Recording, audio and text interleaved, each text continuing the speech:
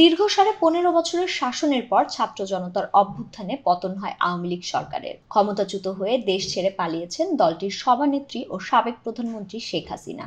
গণহত্যা ও ছাত্র জনতার উপর দমন পীড়নের অভিযোগে অভিযুক্ত হয়ে পালিয়ে বেড়াচ্ছেন নেতাকর্মীরা। আন্তর্জাতিক অপরাধ ট্রাইব্যুনালে বিচারের মুখোমুখি সিনিয়র অনেক নেতা। দাবি উঠছে আওয়ামী লীগ নিষিদ্ধের।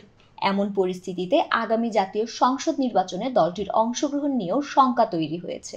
এমন সময় ভারতীয় সংবাদ মাধ্যম দ্য হিন্দুকে প্রধান উপদেষ্টা প্রফেসর ডক্টর মোহাম্মদ ইউনূসের দেওয়া এক বক্তব্য ঘিরে নতুন আলোচনা শুরু হয়েছে। বিশেষ করে আওয়ামী লীগকে নির্বাচনে আনতে বিএনপির অনাপত্তির বিষয়টি প্রকাশ্যে আনলে বিক্ষুব্ধ হন ছাত্র আন্দোলনের নেতারা। তারা মনে করেন এটা জুলাই আগস্টের শহীদদের সঙ্গে বিশ্বাসঘাতকতার শামিল। সাক্ষাৎকারে প্রধান উপদেষ্টা বলেন, আমরা রাজনৈতিক দলের বিষয়ে সিদ্ধান্ত নিতে চাইনি। বিএনপি এটা করেছে, বলেছে সব রাজনৈতিক দল অবশ্যই নির্বাচনে প্রতিদ্বন্দ্বিতা করবে, সুতরাং তারা ইতোমধ্যে রায় দিয়ে দিয়েছে। আমরা দেশের একটি প্রধান দলের মতামতকে উপেক্ষা করব না।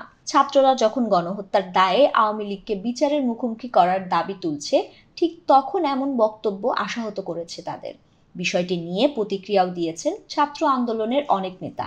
বৈষম্য বিরোধী ছাত্র আন্দোলনের আহ্বায়ক হাসনাত আব্দুল্লাহ এক ফেসবুক স্ট্যাটাসে জানিয়েছেন, ছেলেদের রক্তের ওপর পা রেখে দিল্লিকে কেবলা বানিয়ে ক্ষমতার মনসদে যাওয়ার আকাঙ্ক্ষা জনগণের মুক্তির নিয়তের সঙ্গে বিশ্বাসঘাতকতা। আওয়ামী পুনর্বাসনের জন্য যারা উদ্যোগ নেবে তাদেরকে ইতিহাস গণশত্রু হিসেবে চিহ্নিত করবে। এর আগে রোববার সরকারের যুব ও ক্রীড়া মন্ত্রণালয়ের উপদেষ্টা আসিফ মাহমুদ বলেন, আমরা সরকারের পক্ষ থেকে যখন আওয়ামী লীগকে নিষিদ্ধের কথা বলি তখন রাজনৈতিক দলগুলো তাদের বক্তৃতায় সেটি বাধা দেওয়ার চেষ্টা করছে।